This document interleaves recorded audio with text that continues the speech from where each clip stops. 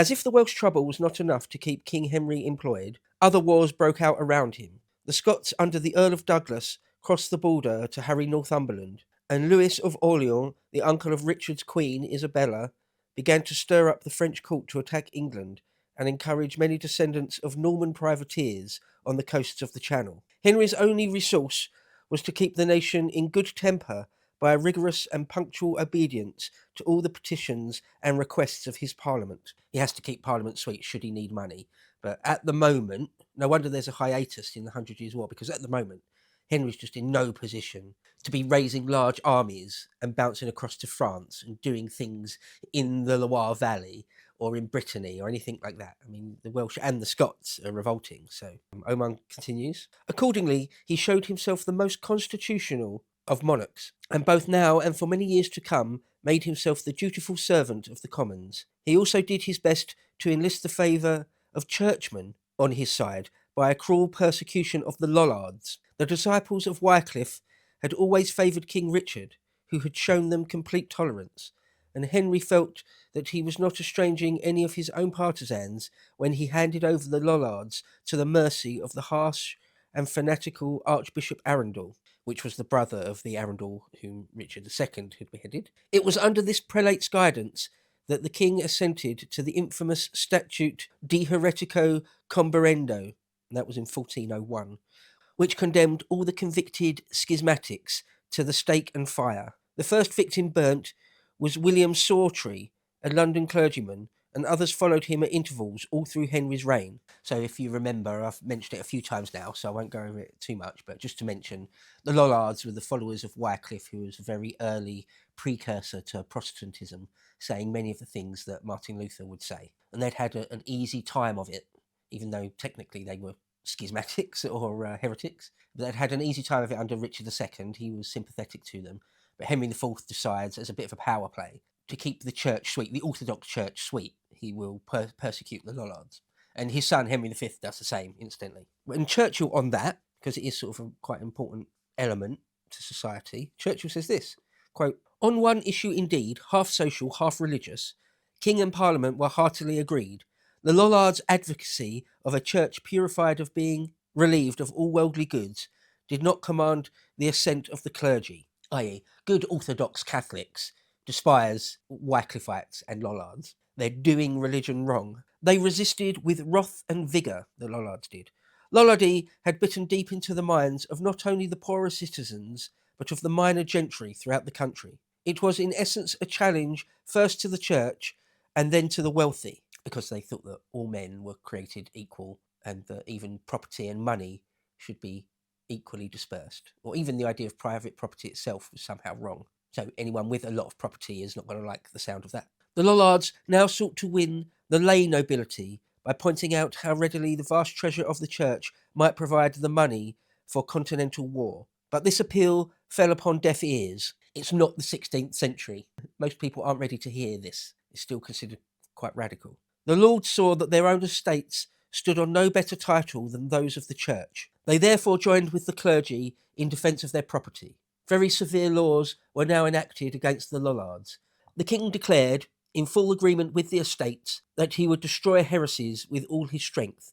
In 1401, a terrible statute, De Heretico Comberendo, condemned relapsed heretics to be burnt alive, and left the judgment solely to the church, requiring sheriffs to execute it without allowing an appeal to the crown. Thus did orthodoxy and property make common cause and march together. End quote. So Henry IV very clearly taking a side in all of this and siding with the Catholic Church. Churchill goes on, but the estates of the realm considered that their chief immediate safeguard lay in the blotting out of the eclipsed faction. They were the hottest against Richard and those who had been faithful to him. Henry might have been able to stem this tide of cowardly retribution, but for a sinister series of events. He and most of his court fell violently ill through something they had eaten, and poison was suspected. The Welsh, already discontented, under the leadership of Owen Glendower, presently espoused Richard's cause. The slowness of communication had enabled one set of forces to sweep the country, while the opposing had hardly realised what was happening. So a sneak attack, a surprise attack from the Welsh. Now they, in their turn, began to move. 5 or 6 former Lords Appellant finding themselves in the shade, formed with friends of Richard II a plot to seize the usurping Prince of Windsor, the king.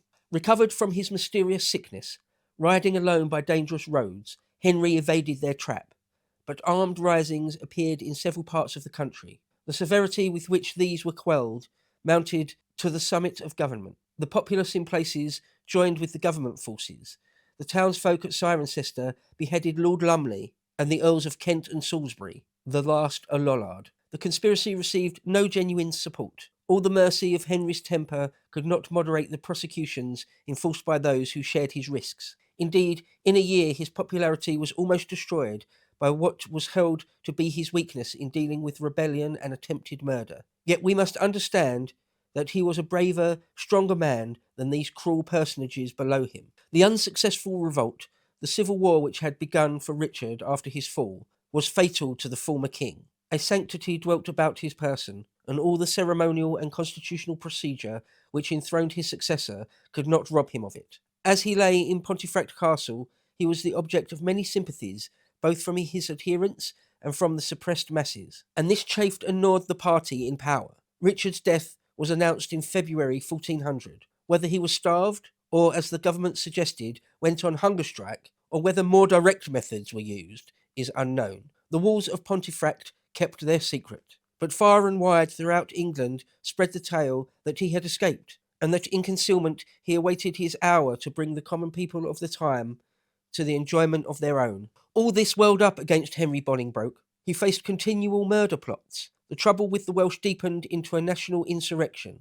Owen Glendower, who was a remarkable man of considerable education, carried on a war which was the constant background of English affairs until 1409. The king was also forced to fight continuously against the Scots. After 6 years of this harassment, we are told that his natural magnanimity was worn out, and that he yielded himself to the temper of his supporters and of his parliament in cruel deeds. It may well be so. So, as I said earlier, Henry Bolingbroke was dealt quite a tough hand. Things just don't break his way over and over again.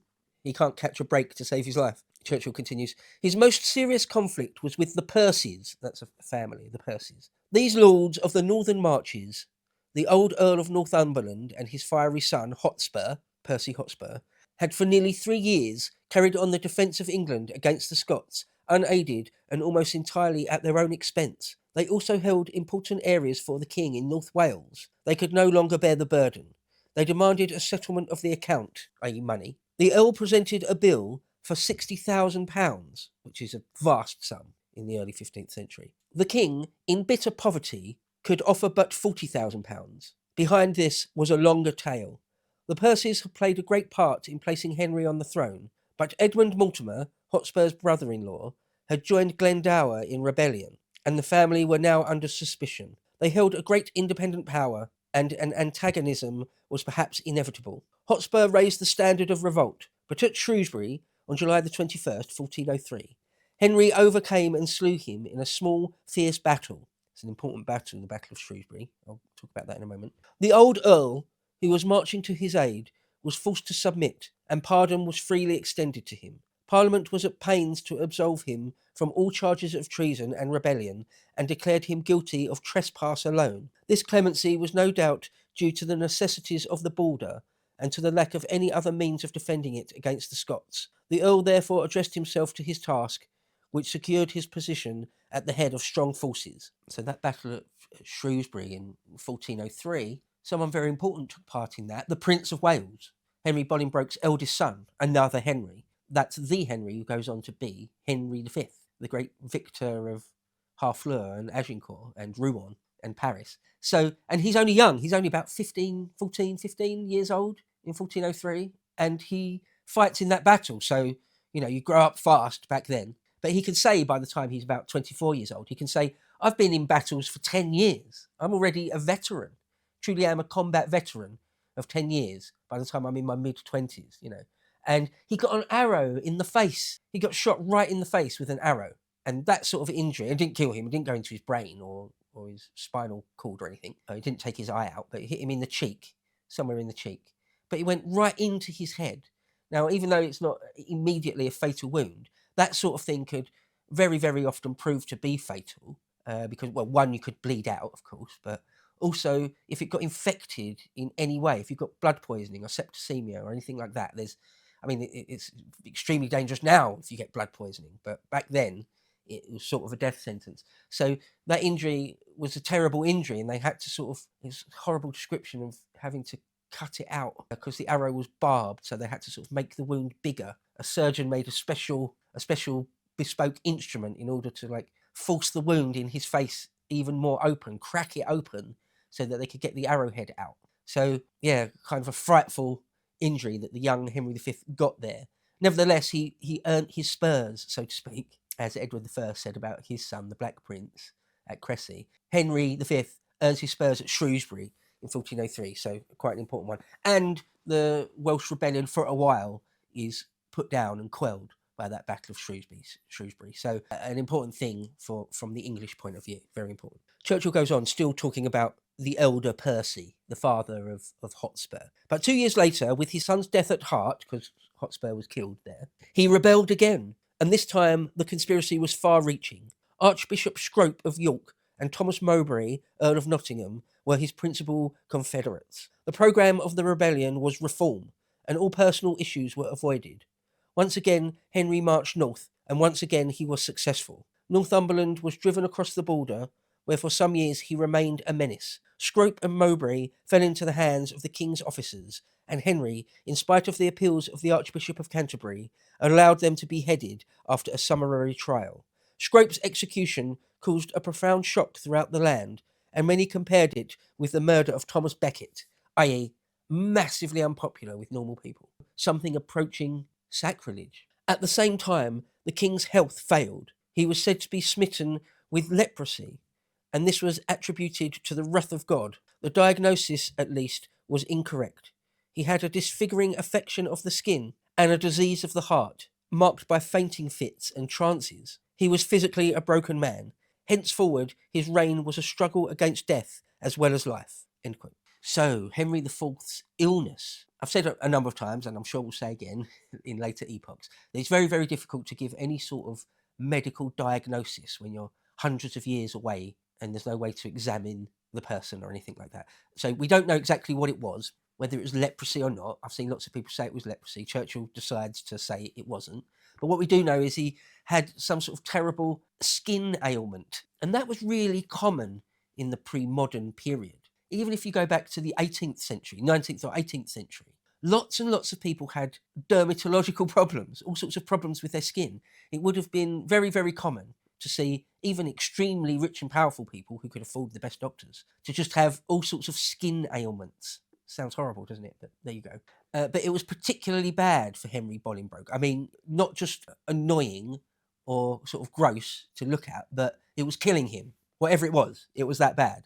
I mean, not killing him all that quickly, but it was something terminal. And as Churchill said there, maybe he had something wrong with his heart as well, whether he was having sort of mini heart attacks, because there's a whole spectrum of heart attacks, right? There's ones where you just drop dead immediately. Your heart just stops and you're sort of almost dead before you hit the ground.